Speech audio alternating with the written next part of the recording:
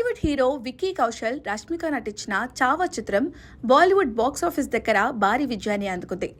ఫిబ్రవరి 14న భారీ అంచనాల మధ్య రిలీజ్ అయిన ఈ సినిమా ఛత్రపతి శివాజీ మహారాజ్ కుమారుడు శంభాజీ మహారాజ్ జీవిత చరిత్ర ఆధారంగా రూపొందింది. లక్ష్మణ్ ఉటేకర్ దర్శకత్వం వహించిన ఈ సినిమా హిందీలో బ్లాక్ బస్టర్ టాక్తో దూసుకెళ్తుంది. వరల్డ్ వైడ్ గా భారీ వసూళ్లు రాబడుతూ సరికొత్త రికార్డులు క్రియేట్ చేస్తుంది. మొదటి రోజు 50 కోట్లతో స్టార్ అయిన చావా ఇప్పటి వరకు వరల్డ్ వైడ్ గా 550 కోట్ల రూపాయల గ్రాస్ మార్క్ ను క్రాస్ చేసింది. ఇక ఈ సినిమాను తెలుగులోనూ రిలీజ్ చేయాలని డిమాండ్స్ వచ్చాయి. దీంతో ఇప్పుడు తెలుగులో రిలీజ్ కు రెడీ అవుతున్నారు. టాలీవుడ్ ప్రముఖ నిర్మాణ సంస్థ గీతా ఆర్ట్స్ చావాను అదే పేరుతో తెలుగులో రిలీజ్ చేస్తుంది.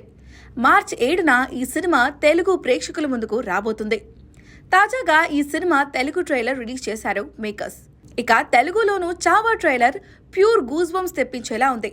దీంతో తెలుగు అభిమానులు చావా కోసం ఆసక్తికరంగా ఎదురు చూస్తున్నారు. ఈ సినిమాకు ఏఆర్ రెహమాన్ సంగీతం అందించగా విక్కీ కౌశల్, రష్మిక తమ పాత్రలకు ప్రాణం పోశారు.